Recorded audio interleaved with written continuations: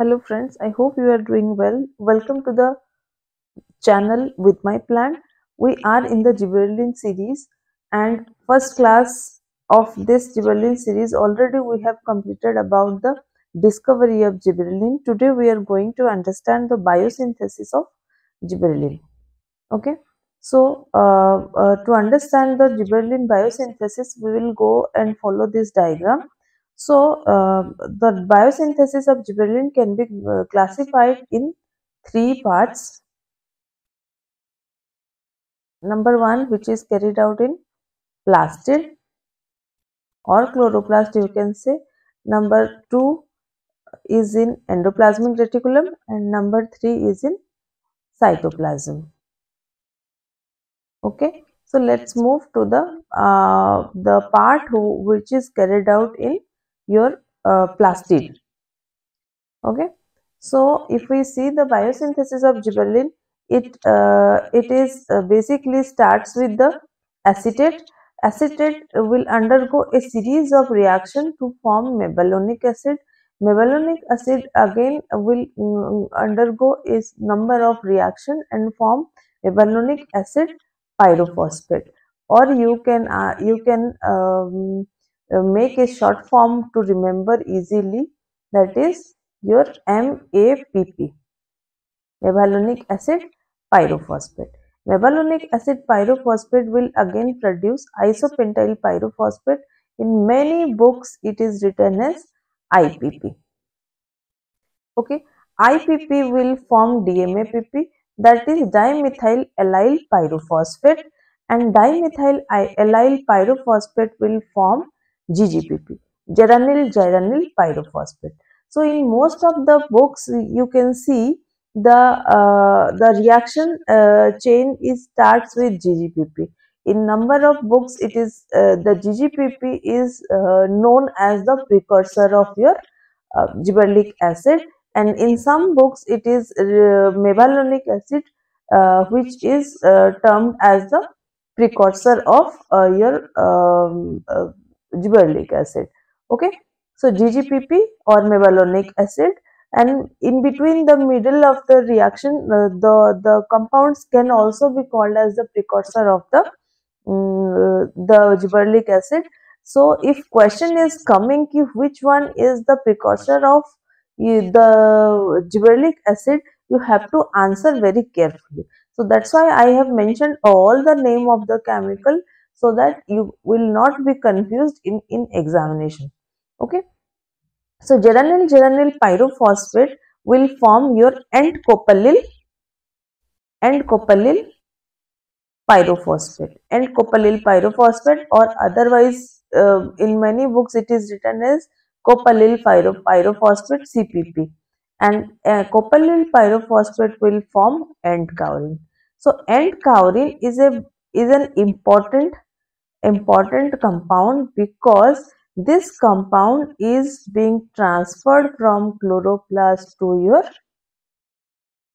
endoplasmic reticulum. So end cowrin will be transferred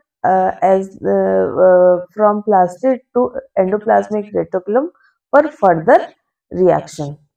Okay, so end cowrin will form gibberellic acid or Ga12 aldehyde, which is the immediate precursor of other GAs. This is also an important question. Which GA is called as the precursor of other GA, that is the Ga12. Okay, so Ga12 aldehyde is a precursor for Ga12 and Ga53. Ga12 and Ga53 will undergo a number of reactions, okay, through Ga20 oxidase. I have written it as a Ga20O. So it is basically O is for oxidase. So Ga20 oxidase will form number of other GAs such as GA15, GA44, GA24, GA19, GA9, GA20. Now GA9 and GA20 are basically responsible for the formation of your bioactive GA. and the enzyme responsible for the bioactive GA formation is your GA3 oxidase. GA3 oxidase. Now GA3 oxidase will form the most important bioactive GA, that is GA1 and GA4. These two GAs are 19 carbon compound, other GAs are basically 20 carbon compound. Okay, so GA4 and GA1 are the bioactive GA. So whenever there is excess of GA, they used to be stored in inactive form through the enzyme, that is GA2 oxidase.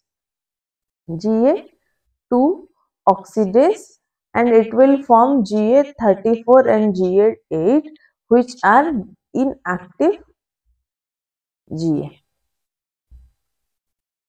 Okay, so this is the whole process of biosynthesis of GA. I am repeating this whole process in shortcut.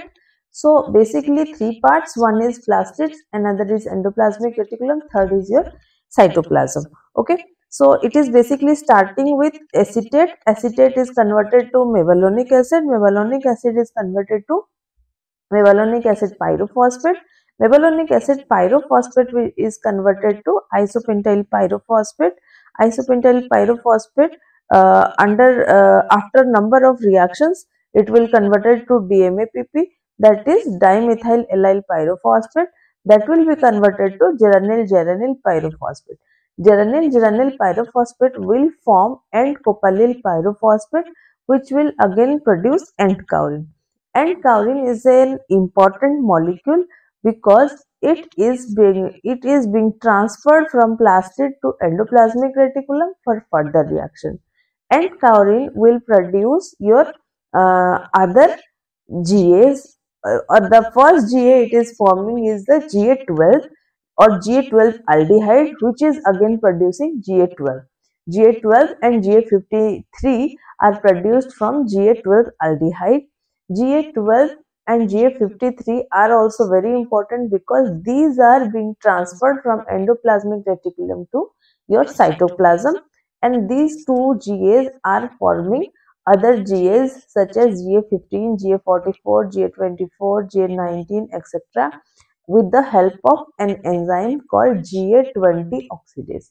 So GA20 oxidase are producing a number of GAs, and GA9 and 20 are very important because GA9 and 20 are forming your bioactive GA with the help of an enzyme called GA3 oxidase.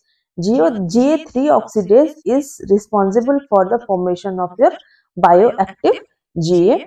Now excess GAs can be stored in inactive form by GA2 oxidase, and it is all about the biosynthesis of GA. So in the text it has been written here how you can write this. So just I am taking a read of this. Gibberellin synthesis originates from acetate molecule which progress through a sequence of reactions. Acetate undergoes a series of transformation, first forming your mevalonic acid through condensing reaction with coenzyme A. Mevalonic acid is further processed into your mevalonic acid pyrophosphate, and this is producing your isopentyl pyrophosphate, IPP or IPP.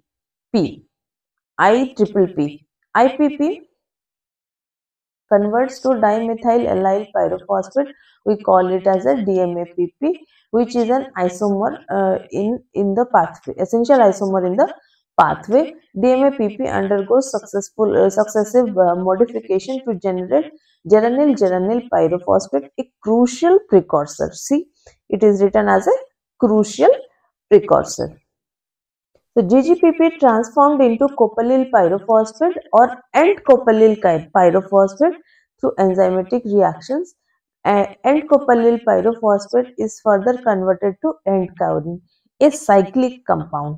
Okay, so end-kaolin is a cyclic compound, and this is basically forming the basic structure of your gibberellic acid. Okay, oxidation steps convert end-kaolin into intermediates like Ga12 aldehyde and Ga12 formation, followed by Ga12 formation. Okay, structural modifications and the loss of carbon atom lead to generation of various gibberellins such as Ga3 and Ga12. And as I told in the Ga1 and Ga4 are the bioactive Ga. Okay, so this is all about your biosynthesis of gibberellic acid.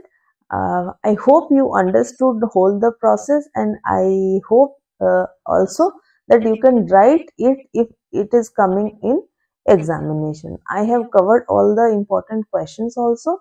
So let me know if you have any doubt and comment me in the comment box. I will try to make separate video in a simplified form. Thank you.